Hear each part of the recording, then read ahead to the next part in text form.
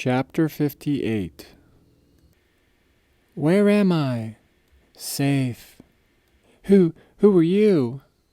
Oh, you know me, little bird. Huh? I'm not a bird, whoever the hell this is. Are you sure? Remember. Passed out in the back seat of an SUV. Emily was unceremoniously evacuated from a very crazy dream. She had regained just enough of her faculties to flail wildly in confusion. "Goddess damn it all, grab her!" Rue barked from the driver's seat, scowling into the rearview mirror at her less capable companions. Emily was entirely back now and ready to bite, kick, and elbow her way out of the vehicle. Her head swiveled frantically as she tried to get her bearings. But all she saw through every window was creosote, prickly pear, and mesquite trees as far as the eye could see. Oh, hell no. I am not dying in the friggin' desert. You fuckity fucks. Get off me. Somehow they got her contained, despite a right proper headbutt to one of the kids. I'm gonna find her. You know that, right? You were going to have to kill me to stop me. I will hunt her down and kick her ass for stealing my rightful place up there. It was supposed to be us, together, but oh no. She couldn't have that. Not the great, mighty Sasha Dirts. She just had to.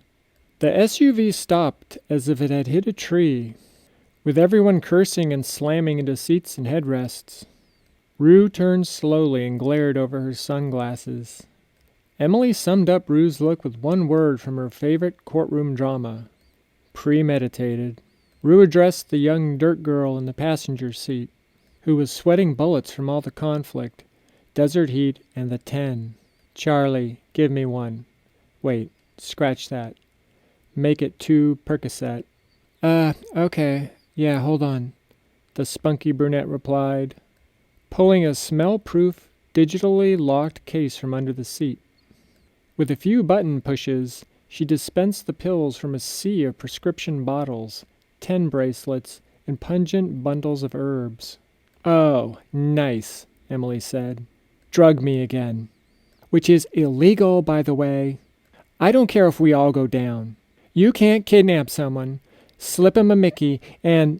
When Rue took the pills, with a chaser of something amber and sludgy from a refilled water bottle, Emily STFU. "All right, let her go," Rue said as she released her seatbelt and angrily pushed the car door open. Outside, she slammed it hard and shot eye daggers at Emily through the tinted windows. "Wait, what? No, what's happening? I was joking about the whole kill me to stop me thing, honest," Emily cried, as the other two slacked their grip, one getting out so Emily could too. Confused and still wobbly, she crawled out of the back seat and stood precariously under the blazing sun. The worried-looking cell member gave her an apologetic shrug. Then he climbed back in, right before Charlie locked all the doors with a loud click. Scared down to her bones, Emily began frantically cartoon pulling on the handle over and over. "Someone's gonna come looking, okay? I have friends. I tell them shit, where I'm going. I just can't disappear." Rue reached behind the small of her back, pulling out a black and tan 380 Auto. Emily looked left, right, hell, up, as her brain scrambled for a save.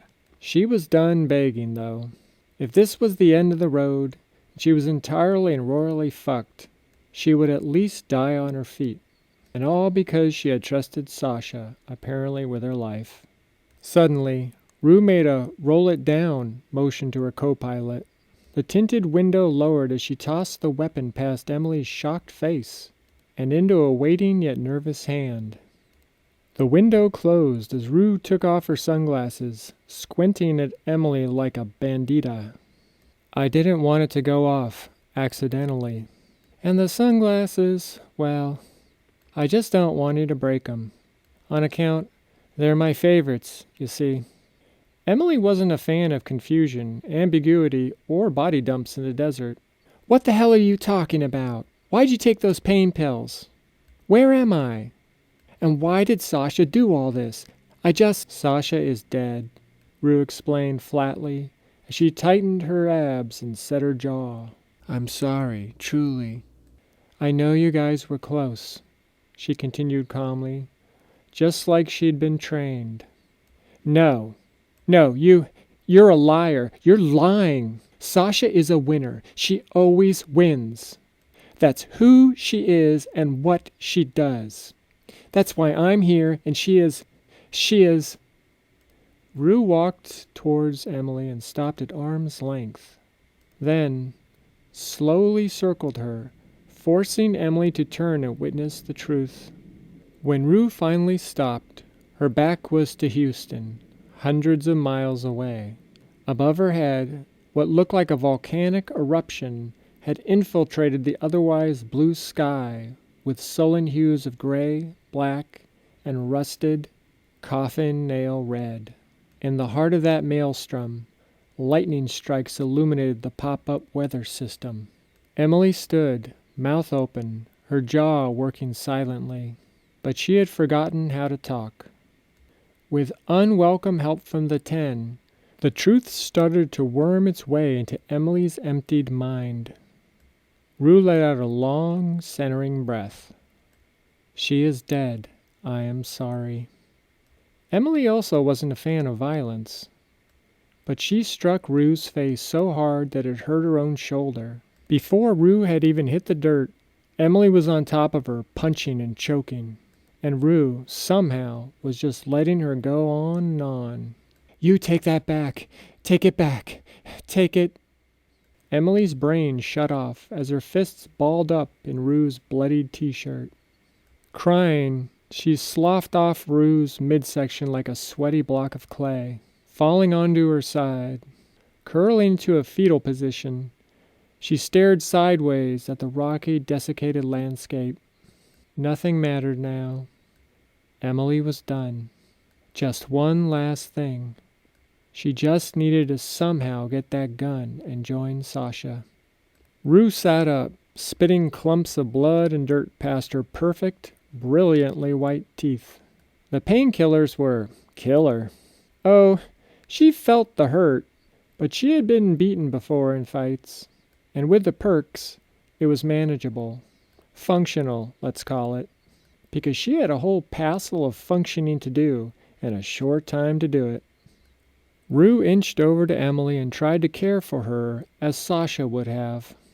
She smoothed back Emily's sweaty, tangled hair with a shaky hand and then shaded her eyes from the sun. I had to tear that Band-Aid off quick-like. Sorry, Em. Don't call me that. Right. That was a you and her thing. I get it. I'm sorry for all this. But she was very clear about one thing. Emily looked up at Rue like a half-scared, half-curious child. What? She croaked, her throat dry from screaming and sucking in desert dust. We have a timetable. Until we see how all this shakes out, there's a new compound. Only the 5 of us know about it, for now. Hell, Charlie only just read me the coordinates in the packet Sasha left, right before you woke up. So, untraceable. And none of us can leave until we have a solid plan and you are, functional again. But for Emily, there was no functional version of her or reality anymore. Not without Sasha to guide her through it, around it, or with a 10, out of it. None of this made any sense, especially since Sasha knew more than... All-knowing, yeah, Rue agreed, touching her split lip gingerly with a chuckle and a wince. That was her, all right. How did you just read my mind? Emily said in an incredulous, high-pitched tone, barely used to Sasha's psychic abilities. Yeah, something like that. Sasha told you she was funding programs, right? It wasn't just Rufus and the other familiar friends. How do you think she found me? Rue asked rhetorically. Craigslist? Emily said, only half joking. Now, that would have been a good story, Rue said, remembering not to smile. No, look, we are the next gen, and the kids I've seen coming up, damn, they are so powerful. I can only imagine what the future holds for our people, our new tribe. But your abilities, how final is time? I mean, could you teach me? Could I somehow reach out to...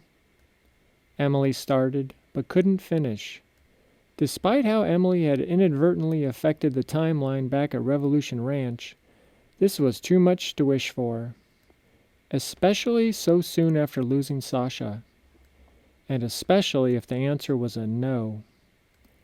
Well, I can only see what I need to, not what I want to, you know? Sometimes that's one and the same thing, but mostly not. So, I don't know for sure, Rue explained, but could see the deep disappointment on Emily's face. Throw her a bone already. A sudden breeze murmured in Rue's ear, sounding eerily like her old mentor. But, Sasha would probably say that time is very sneaky, for lack of a better word. And you know her. She's too damn stubborn to let a little thing like death stop her. Emily was sitting up now, and very sorry for the damage she had done to such a beautiful, noble face. No. I'm good, really. Pain pills, remember? Rue said, as she pushed away Emily's attempt to touch her face. Which are kicking in super hard right now, so, if we could just get to the... Oh shit, yeah, let me help, Emily said, throwing an arm around her back and getting Rue to her feet. They limped to the vehicle as the doors swung open and the crew jumped out to help. And Rue, Emily said with a shameful smile. Yeah, Rue answered dreamily, damn near passed out. Call me Em.